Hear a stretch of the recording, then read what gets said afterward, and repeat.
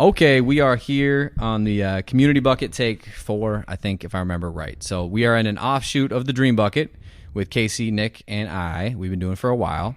And then we got this family community that meets every Tuesday. It's part of a job, actually. We won't mention the place so they don't get their hands in here. But there's a job we have. We work there. We have lots of great conversations. And this is sort of an opportunity for us to just get together. Lots of genuine, authentic relationships, just like you have with Casey, Nick, and I. And then whatever other things we talk about. The work tends to be in families, helping students. That's a lot of breathing into the mic, Neka. And also learning how to use microphones live on the podcast. I was out my notes. Okay. So I'm gonna let everybody introduce. So I'm John, and I've been on the Dream Bucket thing. So I do data with the organization here, and then a lot of the work is community work. It's in the schools. It's helping families. It's helping people stabilize their situations in the community.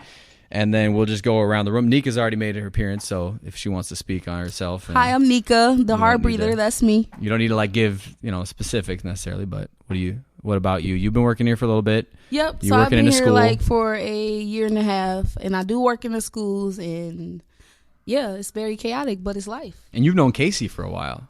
Yeah, I've knew her since I was 15. Yeah. So yeah, yeah. First, she was my therapist, and you're not 16 she became now. no. It's been a minute. I'm about to be 25. First, she was my therapist. Now she's my supervisor. So. Mm-hmm. Yep. So that connects to the bucket, and then connected to you, we got a brother.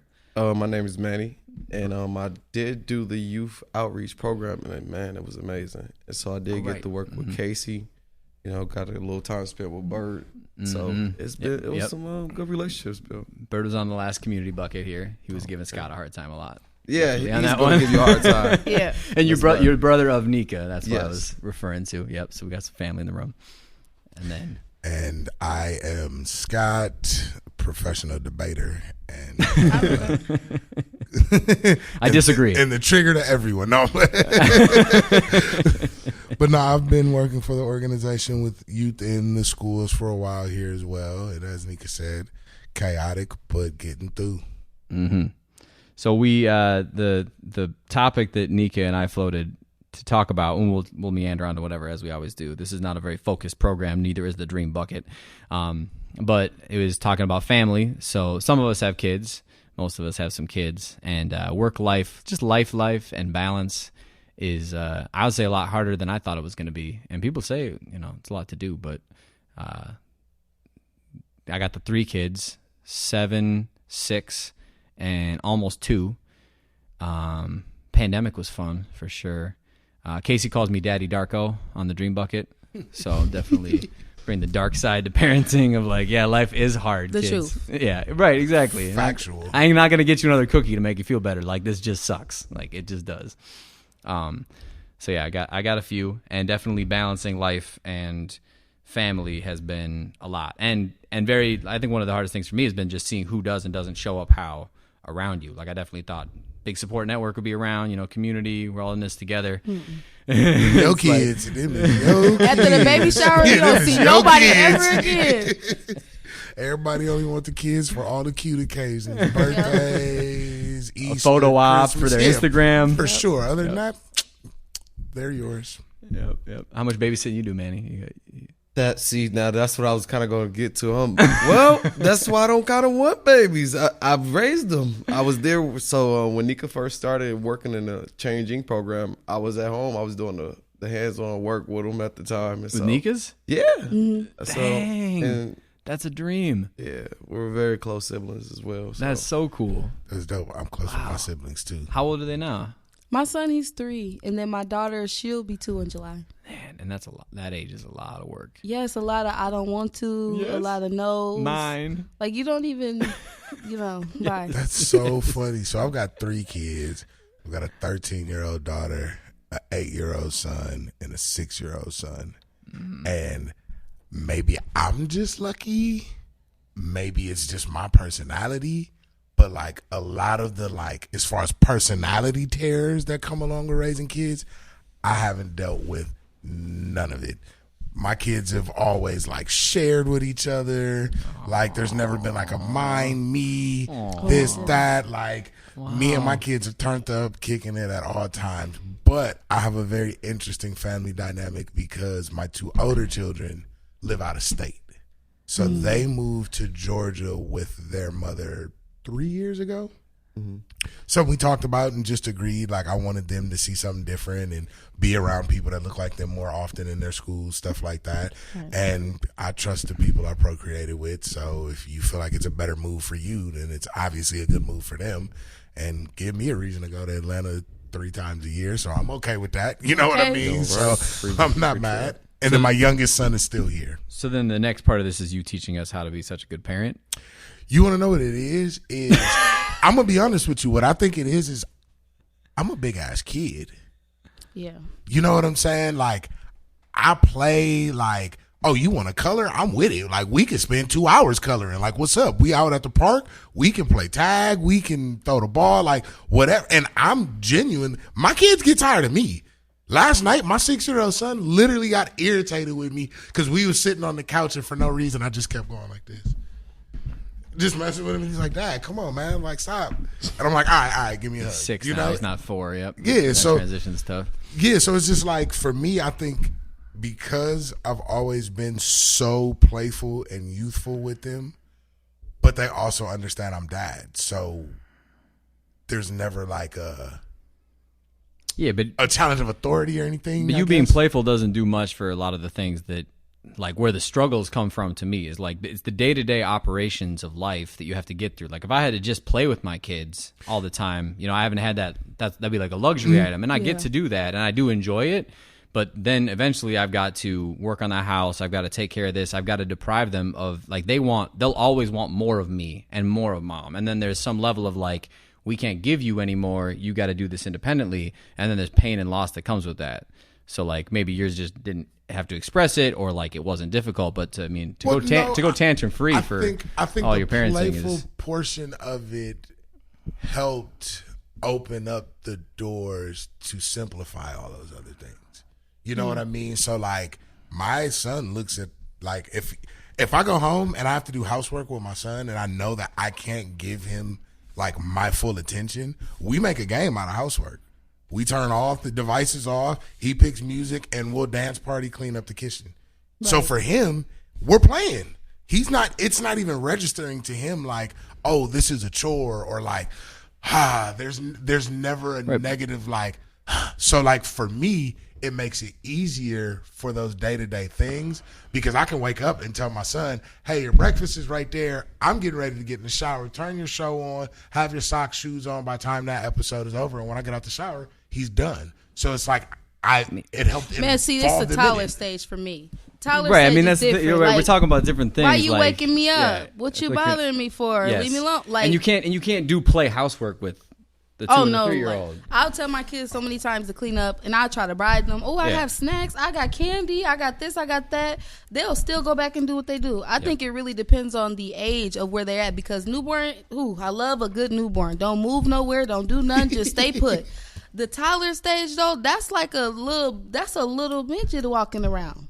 Like, they want to know, they want to do everything that they want to do. They want to have it their way. They need it now. They can't wait. So I think your age is like that age where you can tell them, they be like, oh, yeah, dad is in that mode. You know, so it's being able to discern, like, okay, well, nah, this ain't going to work with them. And so my kids, they ain't learned that yet. And so I'm teaching them that. And that's the part that's hard, where you got to be like, nah, I'm not your friend right now. I'm your mom. I agree. And you're right. The age thing makes a difference. And it helps for me having a daughter that's almost a teenager. So like my kids are tiered in a way where like the older kids are like, so my daughter helped kind of lead my son down the path that I established for her, as far as like what rules are, what we do, how we do this, so a lot of the, like, again, those things are me learning how to parent from my kids. Right. You know what I mean? So like I see through the mistakes with my first child.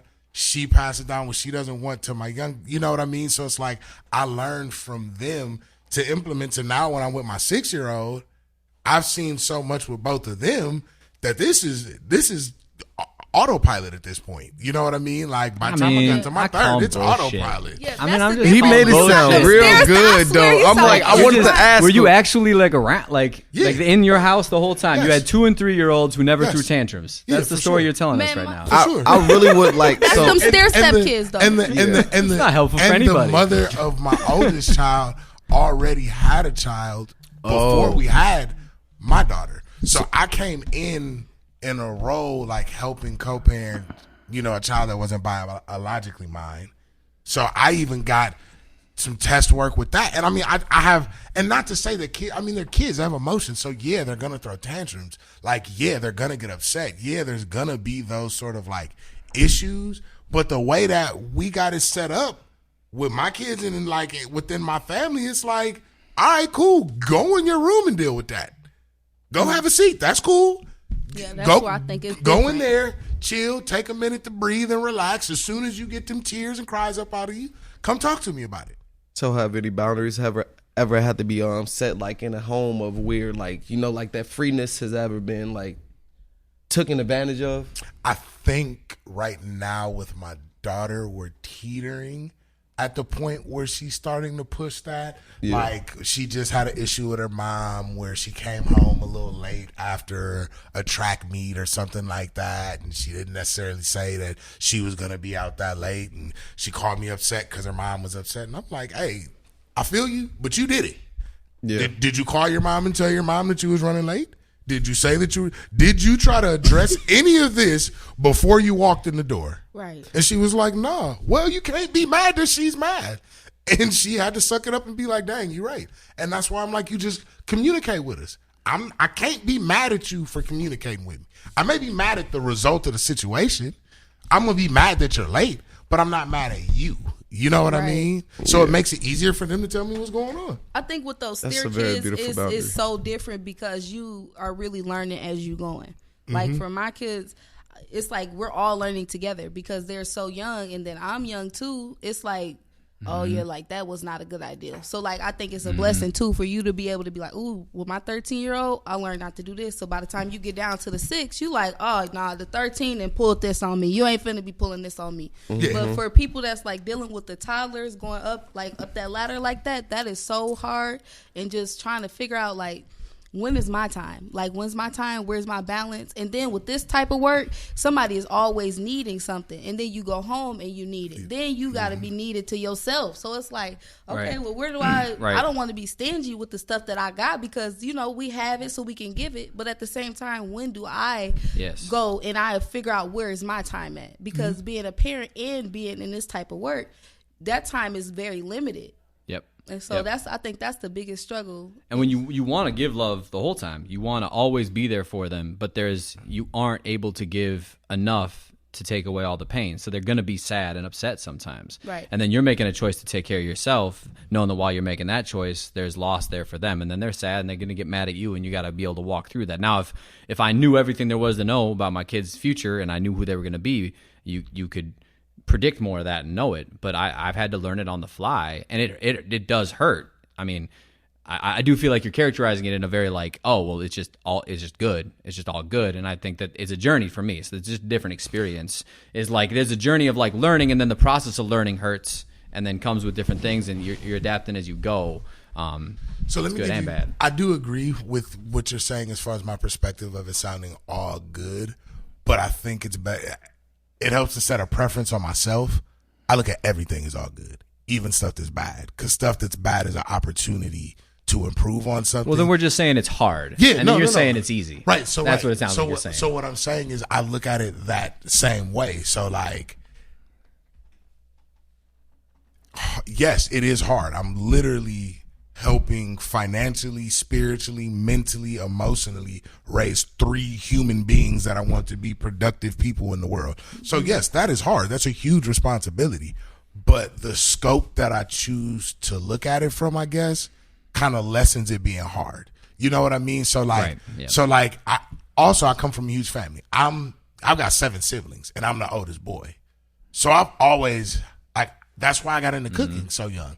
I had to cook for my brothers and Take sisters. care of them then, I yeah. had to. So there was already like parental stuff that was being instilled in me. I already had to learn a level of patience. I'm 36. My youngest brother is 22. I had an infant brother that I was helping take care of while I was in high school. You know what I mean? And so it's like some of that parental stuff has already always been instilled in me. And what I've learned, to your point about like the time thing, is, and again, I'm speaking from the perspective of where I'm at with my kids now, just because they're old enough now for me to kind of be able to explain it to them. But I tell them right out, Dad needs to be a little selfish right now. I need you to go in your room, give me 45 minutes. I'll set a timer on Alexa. It'll go off. Once that 45 minutes is up, you got full access to me. But other than that, I need y'all to leave me alone for 45. What do I got to do to set you up? Here's your snack tray. This is the homework you got to do. This is the coloring you're doing. There's your TV show. I'm finna go get my 45.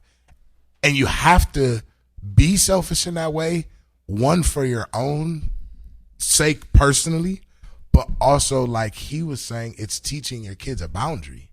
You know what I mean? It's a silent way of kind of instilling a boundary. Because if that's something you're consistent with, once your kid's in the 5th, 6th grade, they know mama need her 45 minutes when she come home. So we don't even necessarily got to talk about this anymore. So a lot of it is also that like consistency thing. So that's another thing, how you were asking with having 3 kids, being there every day. A part of what makes the system easy is because literally from day one, up until my 2 kids moved away 3 years ago, there's never been a day that I haven't woken up with them, taking them to school. I will drive across the city at 5 a.m. to be in Egan, where my kids used to live, at 7 to get them to school by 7:30. So like that consistency also helps kind of create that time and space. You know what I'm saying? Like I consistently say, this is your time to do this. This is what time you go to bed by. This is what time that way I can schedule my time in. Because at the end of the day, none of these kids asked to be here. For sure. So it's going to be a selfish decision to choose time for yourself anyway, because they're only here by choices you and somebody else made. At least that's how I look at it. Yeah, I always tell my man too, sometimes I could be sitting somewhere and he always says this. He be like, you're zoned out. Like my kids will do something and I be zoned out. And I tell him I'm out of town. Like, and I'm learning as a parent, like you got to go places, you know? So I be at home, but I don't be at home. Like I'm on the beach somewhere. So I'm that too, the disassociating thing. Sometimes it done kept me safe because can't always afford to go where I want to go, but my mind is so free. Yeah, and that's kind of a problem for me when you do that. Because I'm still in America. I'm still in America. Well, no, me knowing how to do it, I'm learning how to do it by myself. And so what I came from is always learning to rely on people. And when you're a single parent, you can't rely on everybody because everybody is not going to be there. And so man is stepping in. He wasn't around for like a little period of time, but he's stepping back in. He's seeing me knowing how to cope through the day to day. So like sometimes he'll be upset with me because he's trying to hold the door and I'm pushing the door open.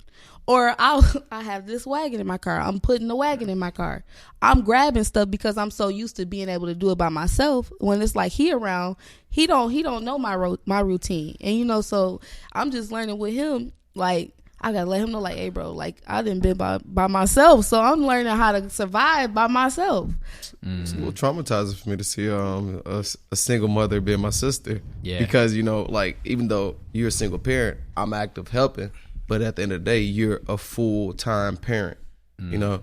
And so those things, I notice, like, I have to calm down sometimes because what the heck is she holding the door for? What are you grabbing these for? And you got somebody who's actively helping you, but, you know, it's so accustomed to you to do. Yeah, and I'm not going to lie. Sometimes it get hard when you don't notice that a person is there. And so, like, when you...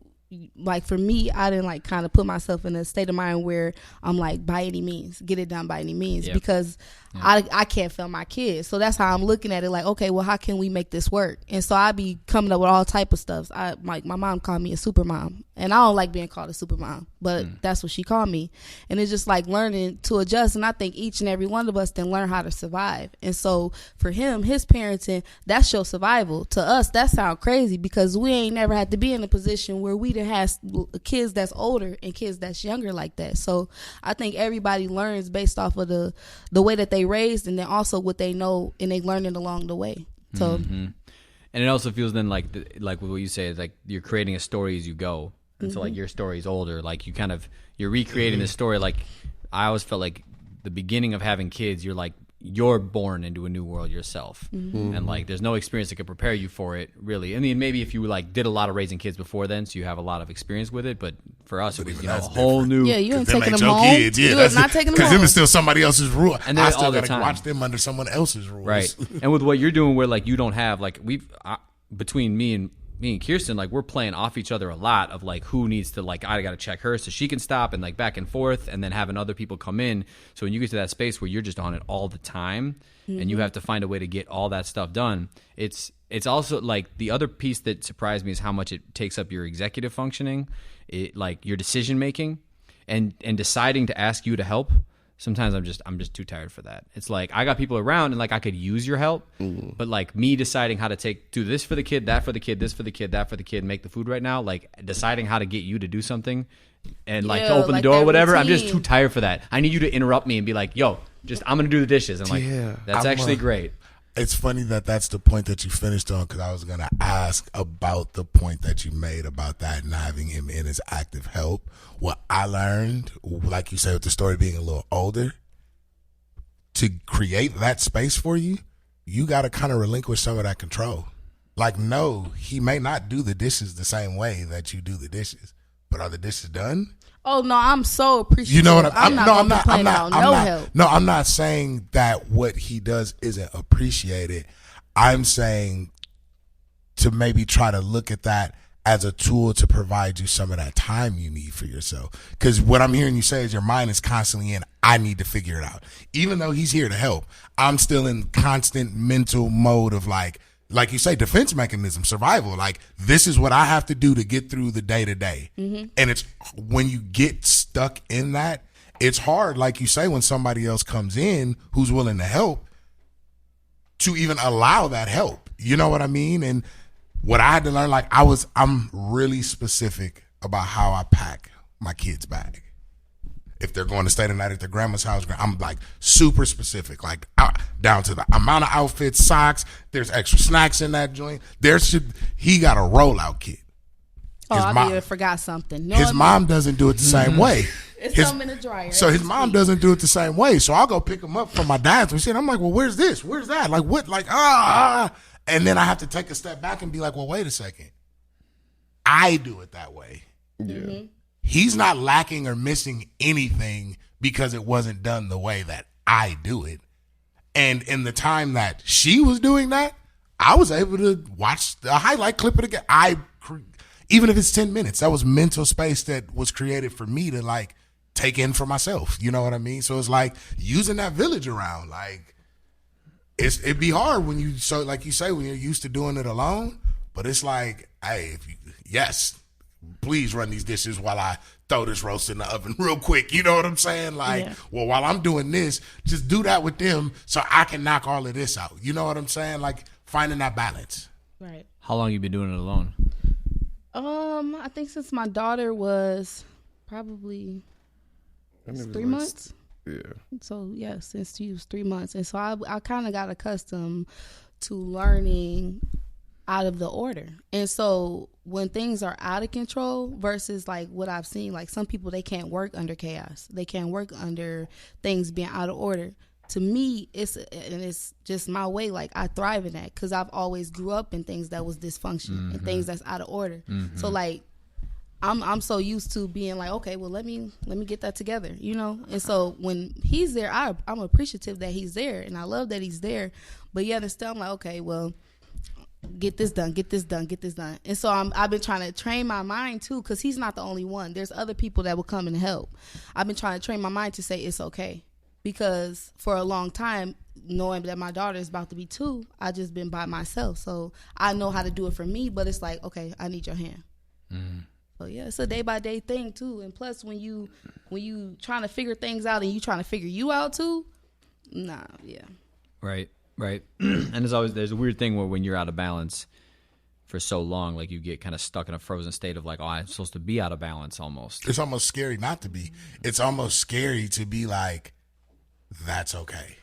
You know what I'm saying? Because it's a control thing. Like you say, I'm so used to figuring it out. So even if this don't go right, I did it, so I can't be mad at nobody but myself because I was the one that did it. That's what my mind state. Because I was the same way. That reached beyond just me being a parent. Like just the way that I grew up, I didn't take nothing from nobody. I never accepted help because I always felt like, coming from the streets, help meant you owed somebody something. You don't take favors, you don't take loans, you don't take nothing because somebody can hold something over you. Somebody can always double back and be like, well, I did this for you. So I got in that same mind state just because I never wanted nobody to hold nothing over me. And it translated into my parenting. I didn't want to ask my parents to help watch the kids on weekends. I'd figure it out myself and just run myself ragged because I don't want them to be able to double. Well, I watched them last weekend. And well, why can't you? It's all good. Don't even worry about it. I got it. But then I had to realize like, well, these ain't their kids. Like, they kind of have a right to feel that way. Like, it's on me to figure this out. But if there is someone that's willing to help, I got to take that help. Yeah. I always thought that if my siblings were close enough and they had kids, that it would be, like, we're sort of in it together. Like, they aren't just their kids exactly. Like, there's an element of, like, I'd be coming over and, like, knowing that they're leaning out and trying to help out and pick up there. But there is this idea, like, I didn't realize before I had kids of, like, the me mind goes to, like, these kids are my possession. So anybody who comes in and gives anything to help them out, like, there is the debt. There's something accrued. Yeah. Now, like, what does Neka owe you now, man? Like, honestly, I just want to see them grow up. So personally, it's just powerful to me, for me to see, because, like, I don't look at it as, like, oh, yeah, this is something, or this is something that's got to be owed back. Like, when I really see my niece and nephews, honestly, I see these same people that I grew up with. Like, these are representations of my little sister, like my niece and nephews. And so I feel the impact of just seeing their smiles and, just like she said, she's a single parent, seeing that smile of, like, I know I'm their dad figure. And that's so powerful to me. They don't even have to say it, but it's just that knowing of having a sense of peace of who I am. When I go there, they, uncle. Yeah. Like, when they say that, Uncle's like, different for sure. I got some nephews too. Uncle's lit. Uncle. Yeah, Uncle's lit. There it Sure. goes. So I wear that with pride. Like, that's a badge of honor. So I have no problem. And then I also don't have children, so I just like I feel that I can pour all this into them, and I'm not gonna feel anything about it but gratitude. Yeah, and that's a beautiful thing, and like that's what I had to untrain my mind on, as far as what he was saying about that, like checks and balances and like the debt and what's owed. Mm-hmm. That is your payment, and I had to become okay with the fact that something like that was the repayment that someone wanted. So like my parents watching the kids, they weren't holding it over me because all they want to do is see their grandbabies grow up to be successful and do whatever they want to do in life. That's the only repayment they need. I was stuck in like a tangible repayment thing. Like, well, you had them for 6 hours, so I can't ask you to have them for 6 hours next week. Well, there's 6 hours in the pot, so I got 6 hours for the rest of the month. You know what I mean? Like, it was a like super tangible, like I felt like it was a debt over my head. So I just wouldn't ask. But I had to like realize like that is payment enough for the people around me who love me. And it opened that door for me to like accept the help to find the time and space for myself while raising kids, I even feel like there's, and this may be just the families that we come from on both sides, like the grandparents really wanted to have grandkids. And so then within the siblings, like about half of the siblings or less than half of the siblings have actually, there's eight total, and 2 out of the 8 have had kids. So then by us doing that and having kids, it feels like there's almost a debt there where they're like jealous, like the siblings are jealous because we have the kids that the grandparents want. So then I didn't expect that dynamic. I almost felt like there was a jealousy of like, well, we want grandma back. Like, I'm like, wait a minute, like the kids are part of all of us here. Like, it's not like your turn to tell a story now after the 3-year-old's done. Like that, it felt kind of like there was a dynamic of oh, well, you're the ones that had kids, so like, oh, you're the favorites now. Like, you got it. They're all helping you out. I'm like, we're tired. Like, you want to come help? Like, ever? You know? That's a true unexpected dynamic for sure. That shows up because I've got 7 siblings, and only I and one of my older sisters have kids. She's got 4, I've got 3, so we got enough kids between the two of us. That's plenty of kids. Yeah, spread them around, and I don't balanced. And I don't think none of my other siblings are interested in having children, and one of them for sure wouldn't dare. So, so you know, like, but like, yeah, like you even see it to an extent with like the way that it kind of shows up for me is, so I've got a nephew, my nephew Dupree. He's 18 years old. He has when you really break it down, he has a longer standing relationship with the grandparents than my kids do. So there's this like perceived like favoritism. It's like, oh, it's Dupe. He's like, you know, he gets this, he gets that. It's like, well, you can't watch him for 30, 40 minutes while I run to the store, but Dupe can come take your car and you gonna give him the credit card to do this, that, and the third. Like, damn, like, wait. But then I had to, again, it was me having to like take a step back. Because, and again, this is just the way that I look at it. I try to control what I can control, and I can only control me and how I view stuff. Facts. I chose to like tear it down to like, well, yeah, you have known him longer. You know what I'm saying? Like, I don't think that you love my kids any less, but yeah, you're going to kind of do more or know exactly what Dupe wants. You've had 18 years with him and 6 years with my son Zakai. He barely even knows everything he wants or wants to do. You know what I mean? So it's like I had to kind of relinquish my own ego in that a little bit. Like, man, that ain't. I had to really be like, you're tripping. Like, favoritism for the grandkids, like. Like, that's you placing that there. Yeah. Nobody's thinking of that but you. The kids is all happy. Like, that's just my own ego. And, like, that's that kind of, like, yearn for, like, help almost. Like, I'm seeing someone else get the help or assistance that I want, and it feels like it's favoritism instead of maybe me just taking a step back and figuring out a way to voice that to my family. And I had to do that. Like, yo, it feels like this with the kids, you know? Because before doing this, I worked late nights in restaurants. I wouldn't be out of work till 2, 3 in the morning. And then I'd be back up by 6 in the morning to get them all ready to go to school. So I slept like midday. And it's like, yo, y'all see I'm breaking my back here. Like, they can't come here after school for a little bit so I can get a couple weeks. Like, but I hear Dupree and the other kids in the background. Yes. Like, what? But then it's like, well, shit, you got 3 of your 7 grandkids over there. We drop another 3. That's a whole lot on y'all. Yeah, it is. Right. It just wasn't my turn. You know what I'm Yeah. saying? Yeah. Like, so yeah, it's an interesting dynamic. But the jealousy thing is real amongst siblings, and to an extent, when the kids get old enough, they kind of start to notice it. You know what I'm saying? Because like my kids on their mom's side, they got older cousins where it's like, my grandma like him more than me, and it's like, nah, she don't. He's just 20. You know what I'm saying? Like, yep. Yeah, I'm getting better at. I'm relinquishing the ego. I'm still in process of that. So, but it was way more fucked up than I thought it was going to be before. I had the kids, and then, you know, I assumed that what my sister was getting was going to be there, like as something that was going to be there for us too. But it's 10-1. I mean, it's not even fucking close. And I've tried to bring it up. I've tried to have the conversation, and there's, you know, they're like, I don't know. I mean, I think the other grandparents do something. I'm like, oh, no, they do some, but like we still. It's a pandemic. There's all sorts of shit. Like, we could have used some more support when we had 2 kids 15 months apart and we're moving between places, and more like willing rather than having to pull teeth. And then most of the time you said no, it's because you're headed up to visit them again. Yeah. And then just like 3 weeks ago, my sister planned a trip without even asking. We have not had a week that my parents have ever watched the kids. Yeah. She planned a week-long vacation without even asking over my mom's birthday. Mom just said, deal with it. I was like, well, could I get a week? Where's my fucking week? But I'm not going to do it now because I know you just got this done to you. You didn't like it. You said, I don't want you to do that, but you did it anyway. So I'm like, again, things I can't control is like, I got to just. But that's an interesting, you said something really interesting. And I think it also kind of plays into the ego thing for me too, is that willing compared to asking. So there was a point where I'm like, y'all don't ever call for your grandkids. Right. Yeah. No. You ain't never picked your phone up and been like, can my grandbabies come over? Can the kids come do this? I always have to call and you know what I mean? But again, it's like, y'all raised me and 6 other functioning adults in the world. In our reality, your responsibilities are kind of, you didn't have these kids.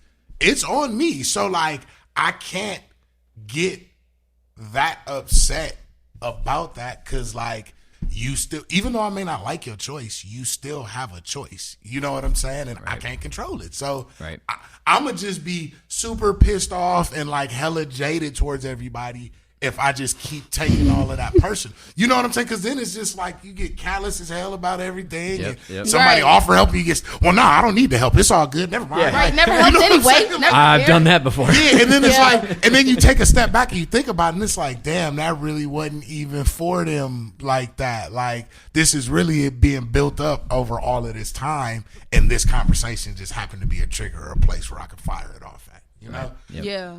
Yeah, I feel that. And my mom, she was different. Like, my mom had 4 of us, and so by the time she got done, she was like, I'm done. But I had a stepmom, and my stepmom, she was involved in everything. And so my mom was like, I'm just going to move to the side and let her do everything. So then when it came down to watching, like, the kids, my stepmom would be like, oh, yeah, absolutely, bring them over here. My mom, like, I'm going to have to see what my calendar looking like. You know, so I kind of got used to, like, always wanted to hear my mom, yes. Like, oh, I'm thinking of the kids, bring them over. And then, like, my stepmom, here she go calling. So when it comes back to the willing and are you able, I have one person that's on the side like, yeah, absolutely. Don't even ask me. Just come. The other one is, let me see how this look like, what this is looking like for me. And so it's like, then you kind of get in a space where you don't want to really be jaded, but at the same time, it's like, why is somebody that's really not blood doing what blood is supposed to be doing? Well, not supposed to be doing, but what you would hope blood would do. Yeah. Right. Well, I think for that one, blood doesn't determine family for me. For sure. And hearing kind of your family dynamic, it's similar to mine, but I've got a crazy, like, hodgepodge put together family. Like, my dad and biological dad and mom aren't together, but they're like best friends. My dad's married to my stepmom. My mom and stepmom hang out together. My stepmom got 2 kids by 2 other relationships before. Their dads and their wives is always over for Christmas. So like, I've never looked at it like when it comes to family, like low key for me, I got friends who have kids, same age, similar age, who are kind of more my support system directly with my kids than my own family at times. You know, my best friend got a son that's a year or 2 younger than mine. I can call him and his wife anytime. Hey, I kind of need a minute. Bring him over. They can call and do the same thing. You know, so because I come from that hodgepodge thing, I think that goes back to where it sounds simpler or easier parenting. For me, it's not that it's easier. I've just had a different dynamic and different like support system than I think a lot of people have had. And I realized early into it with my first child to like start to tear down and relinquish that ego. So it became easier with the latter half, you know, of her now getting ready to be 14 years old. And like the 8 and 6-year-old, it made everything else easier when it came to like dealing with the family dynamic. Like I was hella frustrated with my family with my daughter, but now with my 6-year-old son, I don't expect y'all to call. I know y'all love him. I know if I call you, it's you not doing nothing. I can bring him over there and he can stay for the next 4 days if he don't got school. Right. But I just have to be the one to do the work to do that. And right. I'm okay with that. And I wasn't for a while because, again, that jaded resentment because I felt like I saw y'all doing this for your other grandkids and even other kids, like you said, that aren't blood. You got nieces, nephews, great nieces over here that we ain't seen in 4, 5, 6 years. And my kids can't come over? Like, that's crazy. But once I was able to let that stuff go, that's when it started to become easier. Because I was able to look from a different scope at stuff and like look for those different ways, places, and times to like find time for self. You know what I'm saying? Like, but it's hard. It ain't easy. She's 13. I didn't figure that out till she was 7, 8 years old. So a lot of this is recent as far as this particular portion of the conversation for me. You know what I mean? But Now that my son's sick, we cool, you know? And really, I'm going to tell you the trick. What you do is you call the grandparents and put the kids on the phone. No, Papa not going to tell my, Papa, I want to come over. Papa, what's happening? Can I come? Yeah, all right, cool. Yeah, say If no. that's Say no to them. If that's the game we got to Call play, you back. I'm going to play it. And my son will be like, all right, cool. I'll wait 10 minutes, call you back. He's right back on your line. Bring. So can I come over or what's up? Like, another thing I was going to say is, how do you find that individual that you was before you had kids? You know, like, because you never will be the same ever again. So how do you rebrand that? Let go of that person. You don't. That person's gone. That person didn't have children. That person didn't have the lived experience that this person not. And even minus the kids, you're not the person yesterday that you are today. Right. No matter how big or small it is. And again, that kind of comes back to like stripping down the ego. I'm never going to be what I was at 22 years old, in prime shape, fresh out of college, no responsibilities, you know, working in high-end restaurants. The chili was cool because I didn't have no responsibilities. I got a roommate. Like, I'll never be that again. I will never be that person. Doesn't mean that I won't be better. I adamantly feel I'm better than the person that I was before I had kids. And not just because of the kids. You know what I mean? But like, I know I'm better than that. And you just like let go of that. You know what I mean? Like, I don't. And when I think about it, and if you really, really stop and think about it, how much do you actually want to be the person you were before you had kids? I mean, you always, like, there always is a small connection to, like, longing for the past or remembering it, or it would be cool to go back to, and that's all fine. But it is true that once you have birth and you have more people come into your life and you have those big transitions, the past you is dead. Yeah, that past you keeps dying. Now, does this make you increase or decrease, Manny, your amount of wanting to have kids? This really would make me decrease. I'm not gonna lie. I'm already. That's what I would expect. I'm already in the realm of I'm living life, and like, not saying I'm opposed to it. You know, if I, happen to find a lady that is very responsible, but nowadays, I'm one. The dynamic, like already, I'm fearful of that because of the background that I do come from. So I know the generational curses that I do already that are presented, because I'm kind of getting like past that prime. I'm 26, so I'm like, I don't really know, but if it happens, it happens. But really, it's kind of like I would really be patient on it. It's not a gung-ho feeling like, give it to me now, or... Right, yeah. Because I'm not going to sit here in front like any of my 3 kids was planned, but I also wasn't taking no preventative maintenance not to have no kids. You were aware of the risk you were taking. Yeah, like I knew what could happen. You know what I'm saying? So like, and I mean, it's being a parent. It's scary. It's hard. It's difficult. It's frustrating at times. True. It's going to have you as happy as you could ever be in your life. It's going to have you as sad as you could ever be in your life. But I've learned to appreciate that, because especially for me as a black man, where I'm told not to feel no feelings, like I'm not supposed to feel nothing. Right. I can feel my full scope of emotions alongside my kids. Yeah. And I wouldn't trade that for the world. You know what I'm saying? And having 2 sons, and to be able to like have a conversation of expressing feelings and emotions and then be able to do that. Yeah. There's so many other things to parenting that's great, but just that in itself, like there's 3 people in this world that trust me enough to tell me exactly how they feel. That's lit. You know what I'm saying? Like, it's amazing. But what still bugs me about it is that looking around at other families and other people I talk to, and just like the state of, here we are in America, we got tons of shit and needs and all this fancy stuff and cars and all this thing, but parents and families are like just short staffed. And it's like the location of like that kid is this person's responsibility, and then okay, brother might come and help a little bit when brother can, or like grandparents can come. Like so many grandparents at the playgrounds right now. It's like, was the grandparents all taking the kids to the playground, all watching the kid on Friday so you could work, so you could do this? Like the level that we're like straining this like straight up linear path of like the parents, the grandparents, and like a little bit of side support doesn't make as much sense as like spreading this around and having more influences and more people who are like passing along the influence and the uncledom and like that sort of like we could use more of that and across like the families and communities like, and that's what all around. And that's what I was saying about the like difference in the dynamic for me, because of having that kind of extended community beyond just my immediate family. My close friends, homies, homegirl, you know, like I tell people I don't have friends. I got brothers and then a bunch of people whose name I know.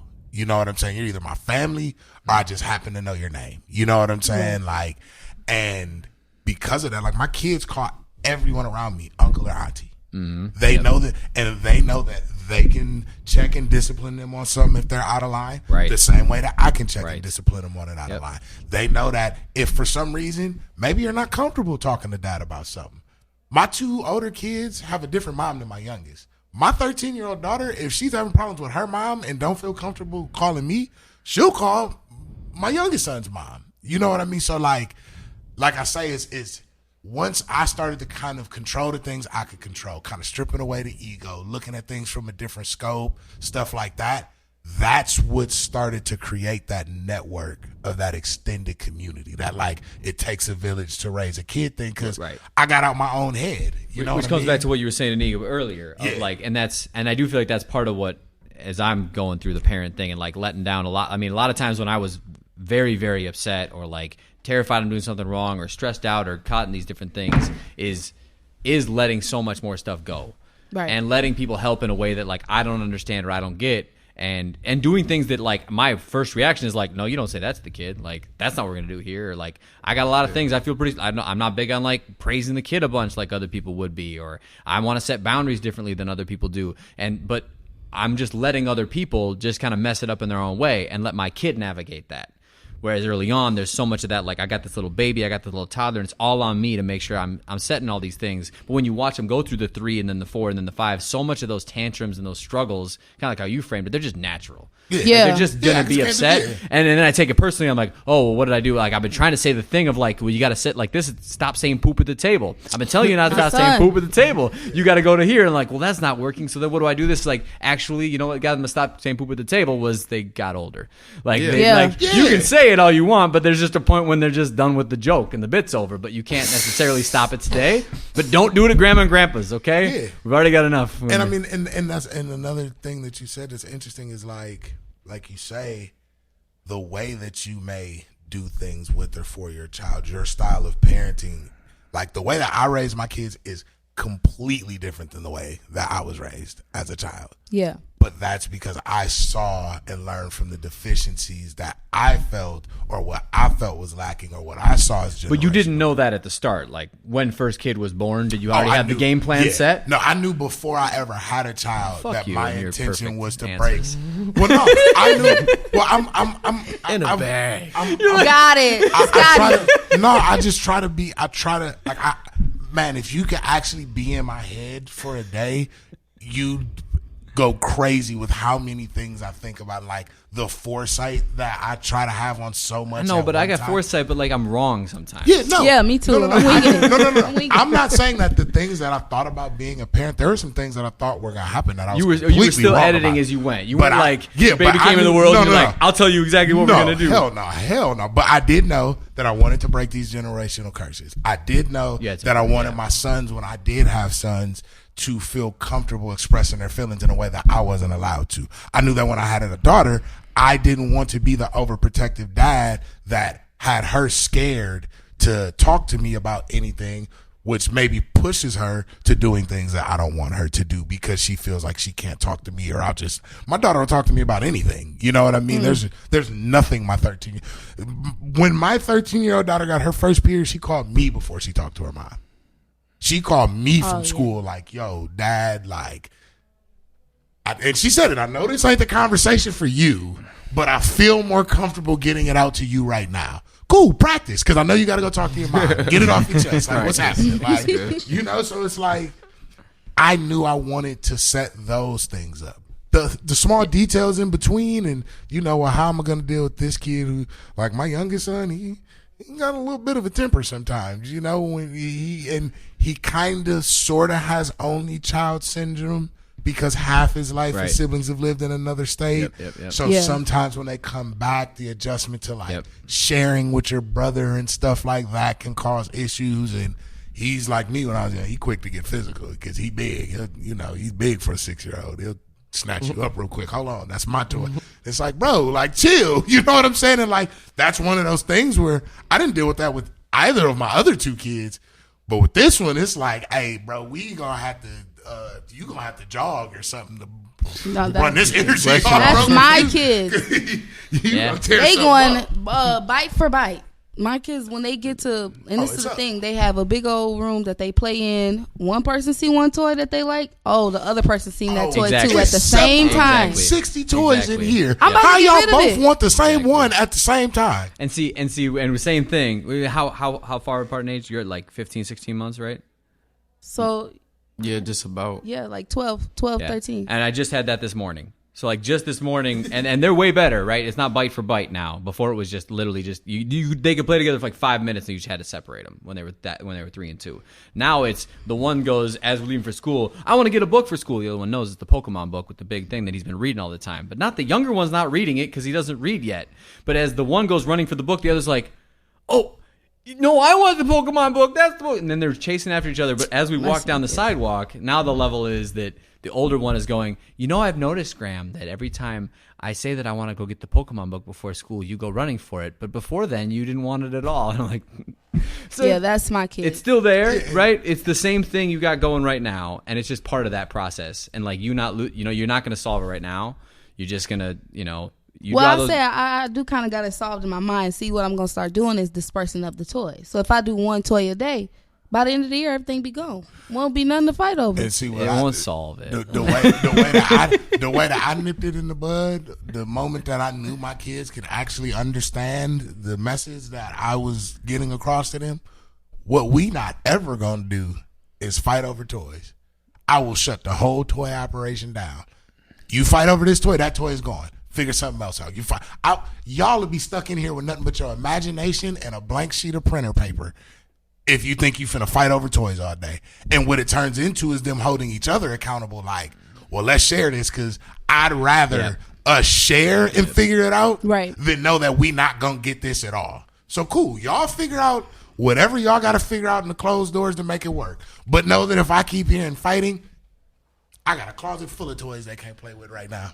Yeah. All right, don't share if you want to. I got plenty closet space. This joint to walk in.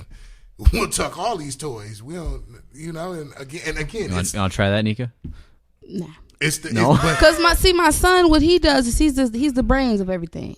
So like he'll go climb and do something that he's not supposed to do, then give it to her. By the time that I catch them, it's her. So he'll blame it on her. Mm-hmm. And then if she does something, she'll blame it on him. So with them two, it's really no telling who did what and where, how, and why. Yeah. And so if I take some toys, somebody's going to figure out something. And then by the time I find these toys, it's not going to be with who it started with.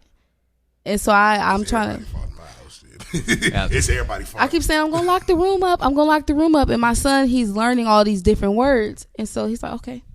One thing, he's so nonchalant. And that's one like I feel like of the things that I've had in my head that I'm trying to teach the kids, and then watching it play out because it works and it doesn't work. And then the other thing is there's other influences. So like no matter what I try to do to my kids, I notice they go to school and they pick up these other habits, or they go looking for other things. Mm-hmm. And that one there with the what was I gonna say? Like the telling on each other. Like we try to basically have that be the policy. Is like you don't come tell me that your brother did something you don't like. Did you tell him? Yeah, like, y'all figure I'm not Liam. Go find Liam and come back to me. You come back to me if you need protection. Like if he's actively harming you and you need me to like get your back, you come in here, you hide behind me. I'm not gonna let him like beat you with a shovel here. Yeah. But go back and talk to him and have that conversation. Don't come telling on me. But they just get that at a young age, and they get that benefit because kids are telling on each other, and then the grown-ups aren't present, and then they come play judge, and then they decide who's going to be in trouble, and then the one kid gets a good feeling and one kid gets a bad feeling, and they get stuck in that. And I'm like, I've been trying to just walk away from that completely. That's been the game. But, I got to accept the fact that I can't get doubly mad, because what I'll then do is I really wanted that not to be a problem, and now I'm mad at you for the fact that you're doing the telling on more, even though we're working against it. I'm like, they just got that just needs. I keep saying it, keep staying with the program, and stick to it. But yeah, and a lot of this stuff, y'all gotta know they do just age out of. Yeah, you know what I mean. And again, I'm lucky. My older son has incredible patience and always has for his younger brother. He was like a super proud big brother from day one. So like he'll relinquish the toy. He could want that toy with all his heart, but if his brother wanted, all right, cool. Yep. You know, I know I'm gonna get it in a second. Personality matches. Your little huge. bro, like I'm so in his mind, I'm supposed to give you this toy even though I want it. You know what I'm saying? Like I'm supposed to look out for you because who else gonna do it? You know what I mean? Like, and that's how they kind of like move and operate. So I just always try to empower them to figure it out themselves. And if y'all can't figure it out themselves, the whole thing is shut down so I can avoid one having a feeling of that good high if they won whatever the dispute was. Nobody won. Yep. The fact that we're arguing means we all lost. We all did something wrong in this situation. So we're all going to deal with the punishment. Yes. You not watching TV. I'm not watching TV. We all going to sit in it together. So now I can't, and I tell them now I can't watch my game because y'all can't watch TV. So now I'm in trouble because y'all in trouble. So y'all definitely got to figure this out because I'm not going to keep missing mine. You know, and like that's the way that I have instilled what discipline is for my kids. Because for me, it was just get my ass whipped. You get in trouble, you get your ass whipped. You do something wrong, get your ass whipped. I've never popped, flicked, struck. I've barely raised my voice at the kids unless it was like they were doing something dangerous that I had to startle them from. Like, oh, you're going towards a socket with tweezers. Yeah, I'm going to be like, hey, go. But outside of that, I don't do the yelling and because like I know how that impacted me. So what my kids' biggest fear is not an ass whooping or getting popped. It's dad feeling let down or disappointed. See, it's so different for mom because moms, we That's go a real through thing. the work. That's such a real like, thing. I would tell my kids something like, and I'll pop my kids. I will put them in the corner. I will take stuff from them. They love testing mom. Like their dad, That's real. He'll say something. He'll say something. He'll shut it down. I didn't repeat it myself 17 times Can you around stop here. him, man? Yeah. You can shut it down, and she can't shut it down. I've watched And it makes my me feel so 6-year-old horrible ignore though his mom. sometimes. And I be having to give myself some grace because I know, like my mom was explaining this to me too. Like it's because your mom. Like even when they cry, they might cry for like grandma or something. Like why are you crying for her and you live with me? Like don't be doing stuff like that. You also got to think about it like this too. From the moment that babies are born, whether a father's present or not, for the most part, you're like literally nurturing your kid in your bosom until they pretty much need a bottle. And even then, they're still right there. Like infant babies are right up under mom. That is their first introduction to like relationships and being like in a social, any sort of like social interaction, whatever. So that love is different. You know, so it's like that love is always tender and soft and caring. So that's what becomes expected from mom. You know, that's why a two-parent, when I say two-parent, I don't mean like traditional, like two-parent, but two-parent households are important in the sense of like that balance of like soft and disciplinary. You know what I'm saying? And like that's where a lot of, for me as a black man and my family's generational curses is, both my parents was gangbangers and dope dealers. So it was hard and harder. You know what I'm saying? There wasn't no soft. There wasn't no place other than like my grandma, you know, and I thrived artistically when I lived with my grandma because there was a soft space. You know what I'm saying? Which then don't you feel like you end up having to be harder Oh yeah. by that? Like in a way that feels unnatural to you. But I try to reaffirm my kids, like when it comes to certain, because for me, I feel like I didn't hear as much "you're doing good" or "I'm proud of you" or "I love you" because my mom was always a go-getter, so it wasn't time to really be affectionate. So by the time she got home, it was like, "Oh, bye, I'm going to my room, see you." So with my kids, like, it's a little bit harder. Well, it is. It's not even a little bit. It's a lot harder because I got to turn around with that same hand, the same corner I just put you in, the same thing I just took from you, and say, okay, well, baby, you just did something that you weren't supposed to do. And so for me, it's like, it's either going to be all the way hard or you're going to be all the way soft. Right. And so I'm trying to learn that balance with myself and tell myself, okay, well, wait, you just messed up. And now my son is holding me accountable. Like, Mom, tell Ani sorry. And that is the worst when your kids correct you. Like, you don't even know what you're talking about. You know, sometimes. But you want to know something, though? I think I love when my kids correct me on stuff like that. Because, one, I'm going to trust their opinion because it's pure, genuine, and innocent. Yeah. And I know that they're basing it off of the purest possible like analysis of whatever the situation is. It ain't about the words or like what was said specifically. It's more like I could tell you made my sister feel bad. You know what I'm saying? Like, that probably hurt my sister's feelings. Like, you should probably say sorry. Yeah, you know what the I'm saying? corrector part. Yeah, so it's like, I'm cool with that because I'm going to learn. They're learning their emotional capacity on a larger and a quicker scale than I did. I'm learning more about my emotions through this. So, like, yes, please come tell me I was tripping. Like, you know, you might have to wait a little bit if you was in trouble because, you know, there's still, like, a standard of, like, discipline that's got to be held to. But, like, yeah, come chop it up and be like, I wasn't feeling that. That's how you said that. Because I have to approach you differently. Yeah. And then do you feel like the balance, like, changes when you're doing those sorts of things when the two of you are around? When you got Manny, like, does that allow, like, he can, because you can get them to stop when they're not knocking it off with her. My kids don't play with no male. That's the thing that I've learned. When it comes to the uncles, the cousins, the grandpas, they don't play. It takes one time. If they gotta even raise a hand at them, does that help you by having them around? But then? For me, like, when they're away, that's the problem because it's like now I gotta be twice as hard on them. It's hard to be hard and soft because you kind of got it's so conflicting. You got to discipline and then like soothe after the discipline. You know? I gotta explain to you why I just whooped you because you just did this, and then I just put you in the corner. Then my kids got those puppy dog eyes and stuff, and they so cute. But then it's like what you just did was bad. Man, that cute should go out the window. You can only be cute for so long. See, but I'm mom. That's the thing though. Like a guy perspective, I don't care about that. You know, you just messed up. But to mom, I'm like, dang, like I ain't want to have to do you like this, but you did wrong. I think that is, yes, most guys do think like that, but I think that's because that's like something that's just like trained or instilled into us. You know what I mean? I think that's that like, because I do care.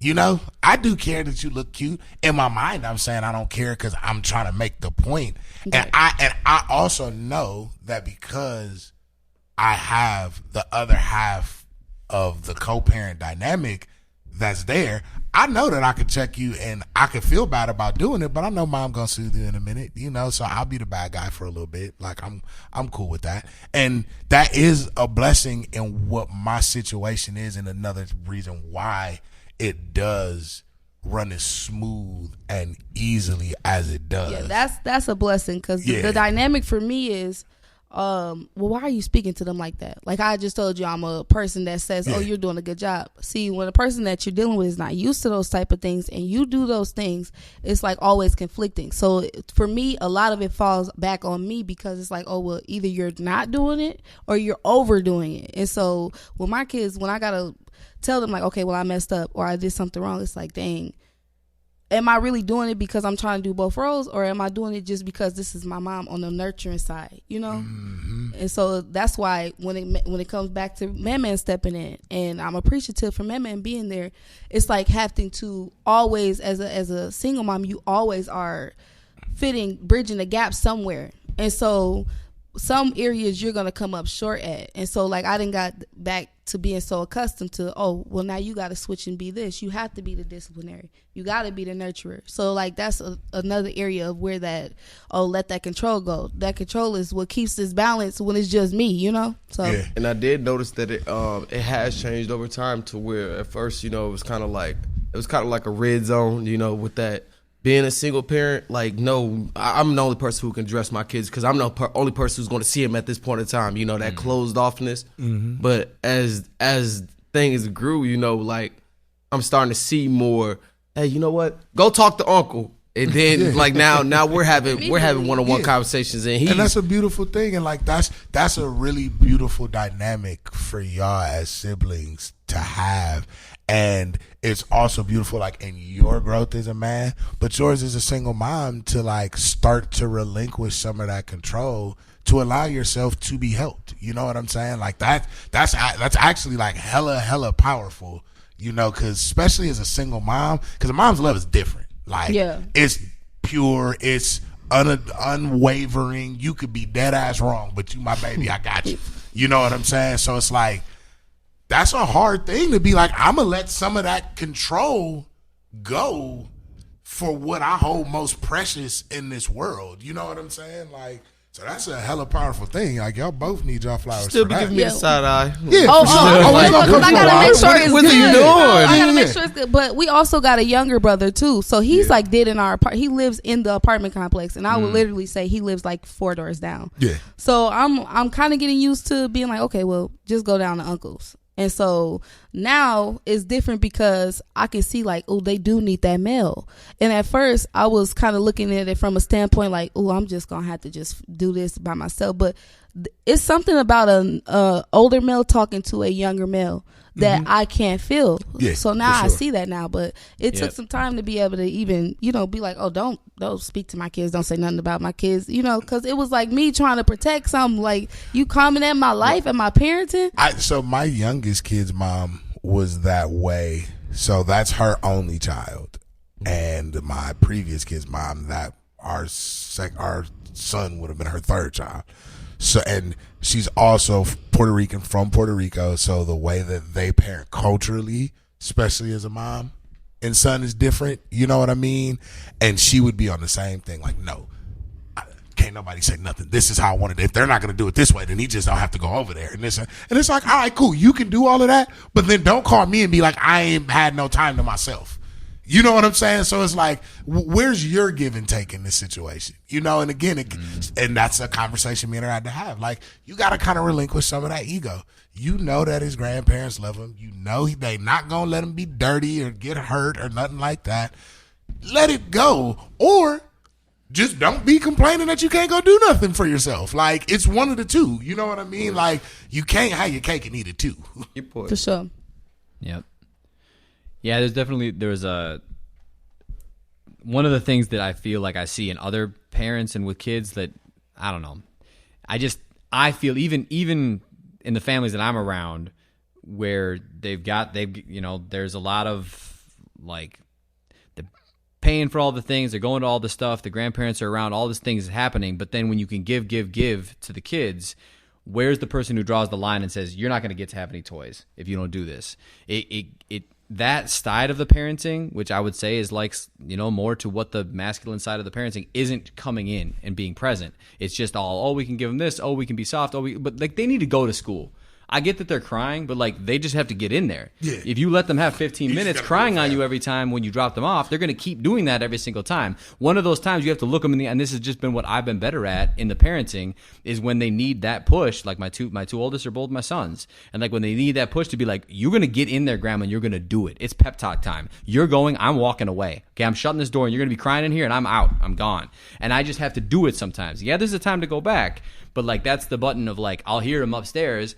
And, my wife is trying to draw the line and she's trying to do it. And it's like, okay, it's my time to go up there and just say, like, if you want me to prove that I'm bigger than you, I will do it now. Because there's a point when, like, I don't want to have to. But you know that if I want you to go into bed, I can make you go into bed. Right. And I can hold you in bed. I used to do that. And I never thought I would have had to do that so much. But it's like, that was the part of, like, I had to help break them through that process of, like, you have to stay in here. And yeah, rather than whooping and spanking and that sort of, like, wait till it gets extreme and then do it kind of in an anger thing, it's like a no, just like trying to be calm, though I'm angry a lot of the time by the time I get there, but like calmly being like, no, this is it. Like, you're in this bed. And like, either you're going to hold your body in there or I'm going to hold your body in there. What's it going to be? But being simple and clear and cut with that, it seems so much meaner. But in practice, it ends up being like, I think that in the end, the kids end up being like a little bit more soothed by it. Like, their anxiety and unsettled goes down. My dad told me 2 things about crying kids. It ain't affecting nobody but them. And if they're crying, they still breathing. So if I've done everything I can for you, if I've fed you, played with you, soothed you, if I've checked everything on the list, bro, you might just need a good cry. Right. Go ahead. And good sleep. The noise don't bother me. Screaming babies, you can scream. She can all tone night. that out. I'm I chilling. can't. Hey, listen. So good. Hey, listen here. You have to break yourself. I will shut the door on my son screaming at the top of his lungs and be like, I'll come check on you in a minute. And you still going? All right, I'll be back. Like, you good? Don't touch nothing. You can't play with nothing. Maybe be like, you don't hear that? But go ahead, get your cry out. And when you're done crying, come talk to me. we'll get it figured out. But all that crying and thinking you finna throw a tantrum, you embarrassing yourself.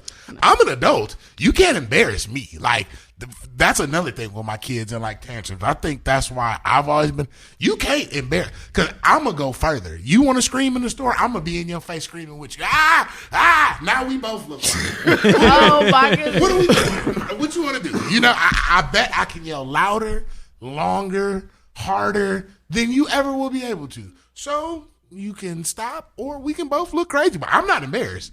Eventually, you're going to be embarrassed. I'm chilling. Mm-hmm. My family, I think, being the way they are, they would enjoy it too much to try to do.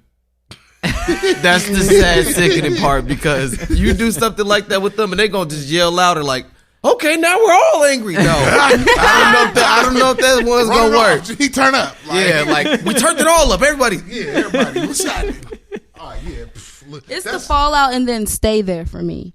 Like, that's what my son does. If we go somewhere, let's say he fall out, and now I'm like, okay, now you know I can't hit you in person. I can't do nothing to you right here. Yes. I leave you. I gotta be real smooth. Like, I'm doing an air twist. Like, didn't I tell you to get up? You already know I told you to get up. Yep. I gotta play it safe. I holler. I'll see you. You ever want to let lay the out kid- and stay? All right, bye.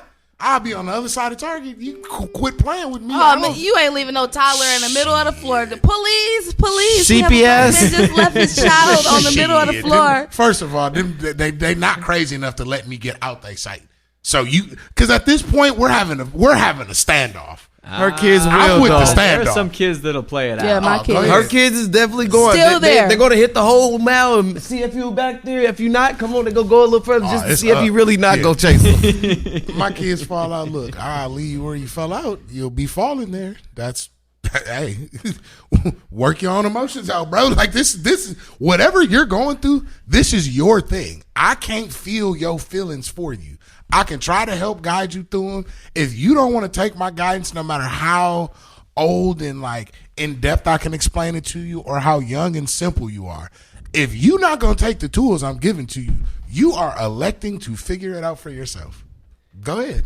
Well, speaking of figuring it out for yourself, as a parent, Neka, from here on out, you have to figure it out for yourself. Yep. We're at that time when I got to go get my kids, because if I'm late to get them again, they're going to kick them out of the program Oh, my goodness. that they're in or something like that. Sounds like See, back to being a parent. back on duty. So let them cry their way out. But yeah, thank you all for being on here, and thank you to anybody who listened. Maybe you enjoyed this. Parenting is awesome. One day we'll all be wise, but sometimes you just have toddlers and you're working your way up there. Yep, you gotta wing it. All right, And you later. got those good uncles that'll help. That's right. Thank goodness for you.